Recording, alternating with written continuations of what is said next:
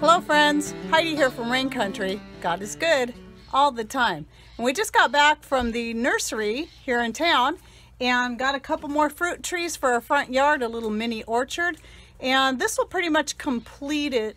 What we ended up getting was the Stella cherry, which is a dark red cherry. They were unable to get the black gold like I originally wanted, but I'm still really happy with this because we also have a very young Bing cherry tree that was brought up from California and it needs a pollinizer, and the Stella will be a great pollinizer for the Bing cherry. And then the other one we got that was kind of a whim, I'd forgotten all about wanting one of these, was the pineapple quince. Since citrus trees don't do well here, I decided a pineapple quince would be great replacement for lemon in various things. So Mr. Rain is getting ready to get the trees out right now. And I'll probably take you around and show you a few other things we have going on around here right now so we can get a quick garden update out for you. So Patrick did just finish pruning up, finally, probably a little bit late, the established apple tree that's been here since we moved into this place about 30 years ago. And then over here you can see my herb garden. This is my west herb garden. It is slowly starting to bounce back after the winter. The elderberries are getting a lot more green on them. There's some more elderberries, and my roses, and my sage, and various other doodads. And look, dandelions are starting to bloom. I actually picked a dandelion flower earlier today and ate it. And this is my main rose bush that I do most of my harvesting from for using in my herbal things, you know, my skin cream, blah blah blah. And this is what is this? This is a currant that was given to us from the neighbor. I've got another currant here. It's starting to get some new little buds on it that I bought last summer. Pansies are starting to come up and bloom. And then mostly thyme here. The marshmallows will be starting to grow, and this is going to fill in. I plan on putting a lot more stuff in here this year. I got it pretty well cleaned up and got a bunch of horse manure added in there. And then here's the plum tree that we had in a pot for a couple of years. And then over there's our peach tree that we had in a pot for a few years and then finally got transplanted, I think 2 years ago. Smaller dwarf tree right back there. Peach tree that was in our greenhouse. That pile over there is the roots from the cedar that we dug out of here. So right where he's got those sitting is where we're going to put these, and then the Bing. These two here in this bucket are the Bings, and these are going to go probably right in the middle, or at least one of them. So yeah, Patrick's getting ready to get to work. I made him work today because we don't know how long the sun's going to hold out for us. Don't videotape me while I'm digging a hole, Mom. Okay, well, I'll videotape you while you're standing there boondoggling. How's that sound? I don't want people seeing me sweat. I'm already sweating. I ain't done Are nothing. Yeah, hot today. It is. It's pretty warm for March. Yeah. But those spring rains are going to hit us anytime soon, and we wanted to get these in the ground. So I'm pretty excited about our new fruit trees. Yay! Cody, what do you think about the fruit trees? Little doggy? He doesn't care, Mom. You don't care? He only wants I don't think you would like the quince. That right there is the cherry, and then over there is the quince. I'm so excited. When I was a little girl, we used to have a quince tree, and I actually like to eat them right off the tree. And then over here, just to kind of get you updated, I haven't planted anything yet, but we did expand this area a little bit, this garden area. Of course, this is all dirt right now because we had to dig up all that pile of roots there from the cedar that we took out. Here's a close-up of the dwarf peach that we took out of the greenhouse. But here in about another week, I'll be putting, or maybe longer, maybe about 2 weeks, I'll be putting potatoes all in here to start with, and then when I dig those up, then other things will get moved. Last year I planted zucchini right out here and it did excellent, so I'm going back and forth whether or not I want to put the zucchini there, or since I expanded this area right here, put it right here. All of this though now, all of this area is going to get lots of sun. This still needs a lot of cleanup, so forgive me here. But anyway, this, you know, I've got my oregano's coming up right here. Another sage. It don't look great right now, but they stay, like, the one thing I like about the sage is it stays green all winter long. Though it may look a little sad right now, that's going to be just really filled in and lush come summer, or come late spring even. But anyway, we're going to get some stuff planted here at the end of the month, and then once I dig the potatoes out, see, this just works really good. I dig the potatoes out, then I can plant some other things that go in later, like the amaranth and some other stuff. And that way I'm kind of rotating, but rotating in 1 year. And all that green you see back there, that is my stinging nettle. Yeah, it's doing really superb. This year I think I'll get tons more, but now the thing is trying to keep it back and not have it overtake this area. Oh, Pat's going to be precise. You got an engineering tape even. Well, good for you.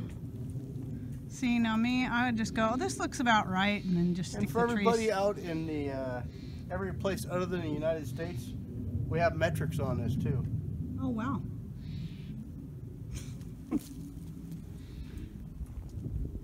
But yeah, for me, I'd just go, that looks good right there, and then dig a hole and stick it in there. But, you know, Patrick's going to be precise about it all.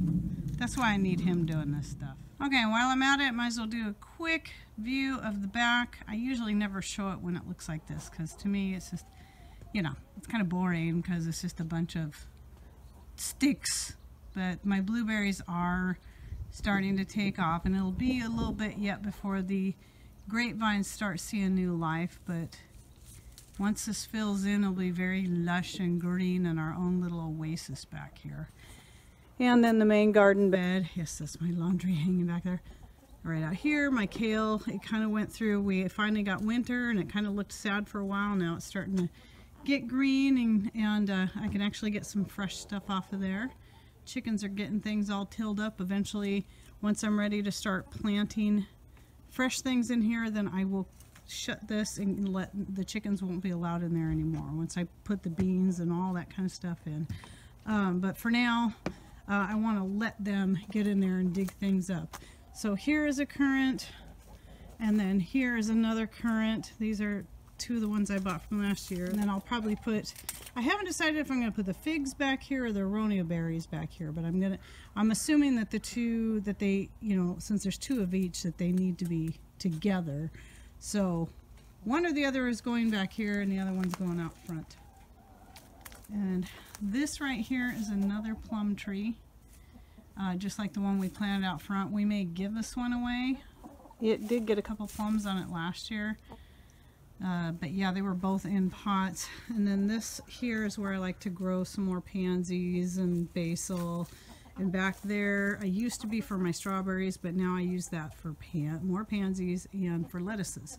I did put some lettuce seed in there. I'm seeing little tiny guys starting to pop up. This is a really great place to grow. I decided last year is a great place to grow the lettuce because the grapevines here and then the blackberries right there totally end up overshadowing this whole area by mid to late summer. And then the, you know, unless the things like shade, they don't do well. So that's why lettuce is a good spot for there, because lettuce does pretty good in shade. One of the marshmallows, the big marshmallows I pulled up, I dug up, I went ahead and broke some pieces off and transplanted them in here to get a couple more plants here. Eventually I want to keep all the marshmallows back in here so that they're not overshadowing anything, because over here, see, there's one there, there's another one there, and then I used to have one there and one there, and then you couldn't really grow anything very well here because it would just shade. They get so huge that they would shade everything. Hello, cheeky bird. When I get in the garden and start digging around, the chickens like to be right there. Huh. Huh, Minnie Pearl. Especially Minnie Pearl. She's always right there whenever I'm digging. And then there's Claire. Hello, Claire. But I know this grading here isn't very pretty. However, this gets so muddy in the fall through spring that somebody gave us this grading, and it's been a great way for us and for the chickens to keep our feet out of the mud. Not much going on in here, but we did get a bunch of manure spread in here. My pots are all ready for planting. I got a few seedlings here. I've got my tomatoes and other peppers are still in the house. One of the peppers I forgot to mention that I was going to try, but I still don't see any starts, was the chocolate peppers. I don't even know if they'll do anything because these are old seed. I tried years ago and they didn't do anything for me then. So I'd try them again, but here I went ahead and started the bee balm and the milkweed, and they're doing great. I got some stevia here, some echinacea. These are from my own seed, from my own flowers. So I just keep trying to make new echinacea plants. Just like with the marshmallow, I try to keep it going. And then there's the anise hyssop. I thought I saw some starts in there, but I'm not seeing them now. Maybe I didn't see anything in there yet. But eventually this will be full of peppers up in here. And then my tomato plants will all go down in here. And then I also have to remember the melons I'm going to be trying. Okay, while I'm at it, I'll show you real quick what my tomatoes are doing. Remember, I transplanted these into bigger pots. I just put the whole clumps into the bigger pots. And even though some of them got, because I had to take them out and put them back in again, got pretty well beat up. You can see they snapped right back. They're looking great. Best I've ever seen. And then these are my peppers. Back in here, my other peppers. So this one is a jalapeno. It's the only jalapeno I have coming up out of there so far. These ones are the tricolor, or the 5-color Chinese hot peppers. These ones are the Marconi sweet peppers, and then these ones are some hot, I don't know what exactly variety peppers they are. It could be a blend that I got from Ellen. She sent me the dried, Ellen Fisher. She sent me some dried, dehydrated peppers that she grows just for me to eat. And I decided to experiment and take the seeds and see what I could do with them. And these were the first to sprout. They were the first to come up, and that's why they're so much bigger than all the rest. And there's still more coming up. So they've been doing really well. And these are the pansies that have been blooming all year round, all through the winter. I'll need to clean them up a little bit, maybe add some more horse manure in there and just let them do their thing. But now that the warmer weather's coming, they're doing even better. Still measuring. Trying to make it all fit, Mama. Right. So what'd you do? I dug the hole, Mama. You dug the hole? Yep. Put a little horse manure in there. Good. About the diameter of the roots, and bury him back up and put a little water on him. Good. That's your pineapple quince tree. Yeah. And we got your little Bing cherry tree over there. We'll maybe give the other one away to somebody. Oh, you got the little tiny Bing. Oh, yeah, look at that. So that nobody runs it over. It's tiny. What also just happened today is my aronia berries and my figs came in from Baker Creek. So these were from the gift certificate that Lisa Booker got for us in remembrance of my mom. So there's 2 of each, and I'm going to be putting these in pots. Alright, so we put the aronia berries here, and then just made this quick little fencing around it with the bird netting to keep the chickens from pecking them all to pieces. And then I'll take you around and show you what we did with the figs. Okay, so we got the figs right there on the deck on either side of the pansies. And then I think probably what I'm going to do is prune this weird rhododendron back so it's not quite so big. That should still get plenty of sunlight right there. But yeah, I'll still go ahead and prune that back, make it a little shorter. And there we go. So I got my figs, got my aronia berries, and then we did have an extra bean cherry that we just went ahead and stuck in this pot for now. And then we'll see how this other one out there does. It's right there between those 2 sticks. It's really tiny. And if it doesn't do good, then we can just switch it out with this one right here. So, okay. Oh, and I was going to say, part of the reason I got the cherry that I put out there, the Stella, is because it's a good pollinizer for the Bing cherries.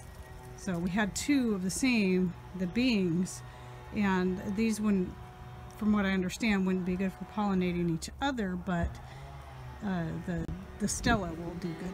So, okay, that's it. Well, thanks for stopping by. Take care.